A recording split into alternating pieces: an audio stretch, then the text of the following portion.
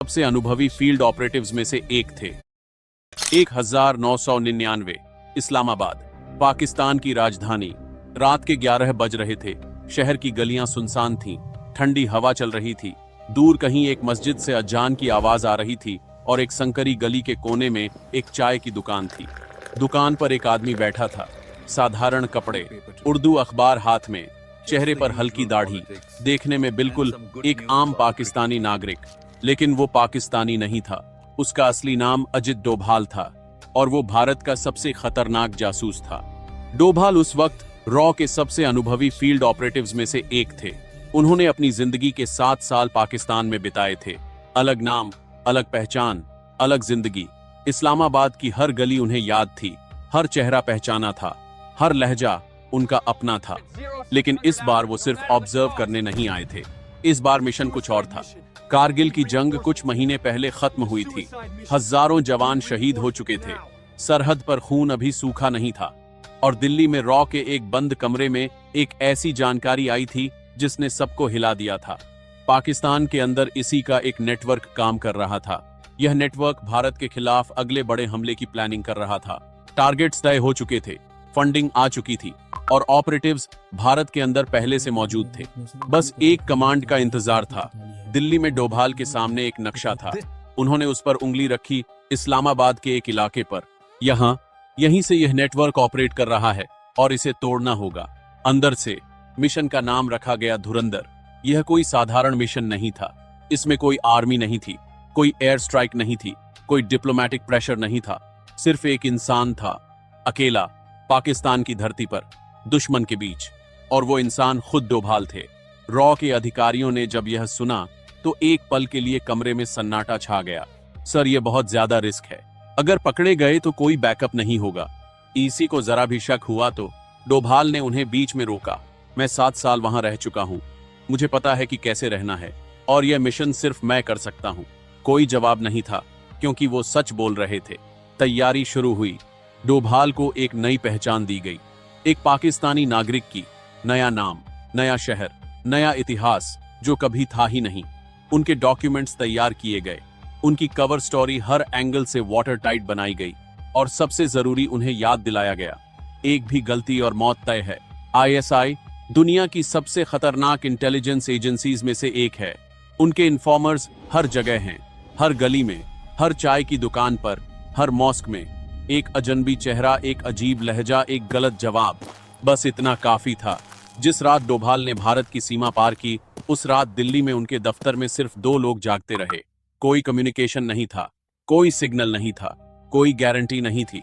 बस एक इंसान था जो दुश्मन के घर में घुस गया था, अकेला। इस्लामाबाद की उस चाय की दुकान पर डोभाल ने अखबार रखा, चाय का आखिरी घूंट लिया और उठ गए। सामने एक आदमी आ रहा था, इसी का आदमी। वो डोभाल को जानता था, लेकिन असली डोभाल को नहीं। वो उनकी कवर आइडेंटिटी को जानता था और आज उसी कवर आइडेंटिटी के जरिए डोभाल उस नेटवर्क के एक कदम और करीब पहुंचने वाले थे। लेकिन तभी उस आदमी की आंखों में कुछ बदला, एक शक, एक सवाल, और डोभाल ने वो देख लिया। वो आदमी रुक गया। उसकी आंखें डोभाल के चेहरे पर टिकी थीं। 1 पल, 2 पल, 3 पल। डोभाल ने सांस नहीं ली। अंदर से दिमाग तेजी से काम कर रहा था। हर पॉसिबिलिटी कैलकुलेट हो रही थी, हर एग्जिट पॉइंट याद किया जा रहा था, हर वर्ड तौला जा रहा था जो अगले 10 सेकंड में बोलना पड़ सकता था। फिर वो आदमी मुस्कुराया। भाई, चाय पी लो, ठंड बहुत है आज। डोभाल ने भी मुस्कुराया। हाँ, बहुत ठंड है। खतरा टल गया था, लेकिन सिर्फ अभी के लिए। रिपोर्ट्स के मुताबिक डोभाल इस्लामाबाद में एक लोकल बिजनेसमैन की आइडेंटिटी में रह रहे थे। उनका नाम था इब्राहिम, एक छोटे कपड़े के व्यापारी जो कभी कभी लाहौर जाता था, कभी कभी कराची। यह आइडेंटिटी उन्होंने खुद बनाई थी, सालों की मेहनत से। इस्लामाबाद के उस इलाके में हर कोई उन्हें जानता था। दुकानदार, मस्जिद का इमाम, गली का चौकीदार, सबके लिए वो इब्राहिम भाई थे। लेकिन असली काम रात को होता था। सूत्रों का कहना है कि इसी का वो नेटवर्क जिसे तोड़ने के लिए डोभाल आए थे, वो 3 लोगों पर टिका था। पहला, एक आईएसआई का रिटायर्ड ऑफिसर जो अब ऑफिशियली बिजनेसमैन था। दूसरा, एक लोकल क्लरिक जिसकी मॉस्क से फंडिंग और रिक्रूटमेंट होती थी। तीसरा, एक कुरियर जो भारत और पाकिस्तान के बीच इंफॉर्मेशन कैरी करता था। तीनों को पकड़ना जरूरी था, लेकिन तीनों एक दूसरे से डायरेक्टली कनेक्टेड नहीं थे। यही आईएसआई की सबसे बड़ी स्ट्रेंथ थी। अगर एक पकड़ा जाए तो बाकी दो सेफ रहें। डोभाल को इस चेन को अंदर से समझना था और इसके लिए उन्हें उस रिटायर्ड आईएसआई ऑफिसर तक पहुंचना था। उसका नाम था मेजर रशीद। मेजर रशीद कोई साधारण आदमी नहीं था। वो आईएसआई में 15 साल काम कर चुका था। उसने खुद कई अंडरकवर ऑपरेशंस रन किए थे। वो जानता था कि एक जासूस कैसे दिखता है, कैसे बोलता है, कैसे गलती करता है। उस तक पहुंचना मतलब था सबसे बड़े खतरे के सामने खड़े होना। लेकिन डोभाल के पास एक रास्ता था, वो लोकल मॉस्क जहां वो क्लेरिक था। डोभाल हर जुमे की नमाज वहां पढ़ते थे, इब्राहिम भाई की तरह, एक नियमित नमाजी की तरह। और धीरे धीरे उस क्लेरिक से उनकी जान पहचान हो गई थी। रिपोर्ट्स के मुताबिक एक दिन उस क्लेरिक ने खुद डोभाल को एक गैदरिंग में बुलाया। एक बंद कमरे में 10-12 लोग थे और वहां पहली बार डोभाल ने मेजर रशीद को देखा। कमरे में बैठा, चुप, ऑब्जर्व करता हुआ। डोभाल ने उसकी तरफ देखा और तुरंत नजरें हटा ली, क्योंकि वो जानते थे रशीद भी ऑब्जर्व कर रहा था। उस रात डोभाल ने दिल्ली को कोई सिग्नल नहीं भेजा, कोई अपडेट नहीं, क्योंकि कोई भी कम्युनिकेशन उस वक्त जानलेवा हो सकती थी। अगले 3 हफ्ते डोभाल ने बेहद सावधानी से काम किया। धीरे धीरे, बिना जल्दबाजी के वो उस गैदरिंग में फिर गए और फिर गए। हर बार थोड़ा और करीब, हर बार थोड़ा और ट्रस्ट। सूत्रों का कहना है कि एक दिन मेजर रशीद ने खुद डोभाल से बात की। इब्राहिम भाई, आप कपड़े का काम करते हैं? जी। लाहौर भी जाते हैं? कभी कभी। रशीद ने एक पल उन्हें देखा। हमें एक काम के लिए किसी रिलायबल आदमी की जरूरत है, लाहौर और दिल्ली के बीच। डोभाल के दिल की धड़कन एक पल के लिए रुकी। यही वो मोमेंट था जिसके लिए वो महीनों से इंतजार कर रहे थे। लेकिन यही वो मोमेंट भी था जो सबसे ज्यादा खतरनाक था। अगर हाँ कहा तो वो नेटवर्क के अंदर होंगे, अगर ना कहा तो शक होगा, और शक मौत थी। डोभाल ने एक पल लिया, बस एक पल। फिर बोले, बताइए क्या काम है? रशीद मुस्कुराया, और उस मुस्कुराहट में एक जाल था जो अब बंद होने वाला था। लेकिन सवाल यह था, वो जाल किसके लिए बंद होगा? रात के 2 बज रहे थे। इस्लामाबाद में सब सो चुके थे, लेकिन एक कमरे में रोशनी थी, मेजर रशीद के घर में, और उस कमरे में डोभाल भी थे। रशीद ने एक लिफाफा मेज पर रखा।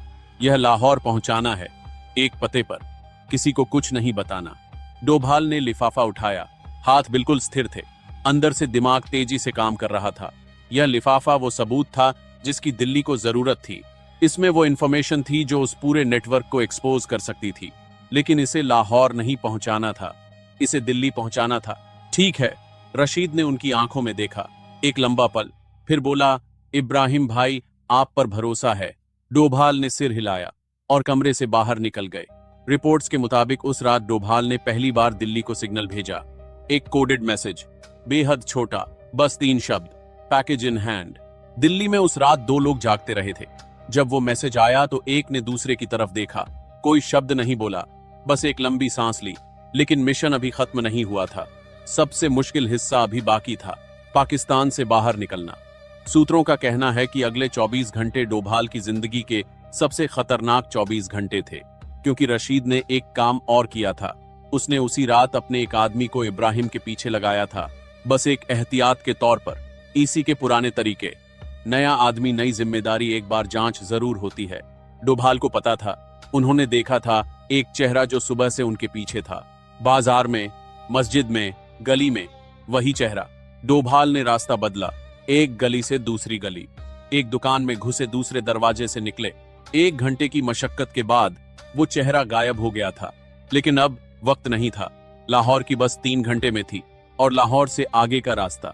रिपोर्ट्स के मुताबिक डोभाल ने वो लिफाफा कभी लाहौर नहीं पहुंचाया। उसकी एक कॉपी पहले ही बना ली गई थी। ओरिजिनल एक सेफ लोकेशन पर छोड़ा गया, रॉ के एक लोकल कॉन्टैक्ट के पास, जो बाद में दिल्ली तक पहुंचा। और डोभाल, वो पाकिस्तान की सरहद पार कर चुके थे, चुपचाप, बिना किसी को पता चले। दिल्ली में जब वो वापस आए, कोई स्वागत नहीं था, कोई सेरेमनी नहीं थी, कोई मेडल नहीं था, बस एक बंद कमरा था और एक ब्रीफ मीटिंग। उस लिफाफे में जो इंफॉर्मेशन थी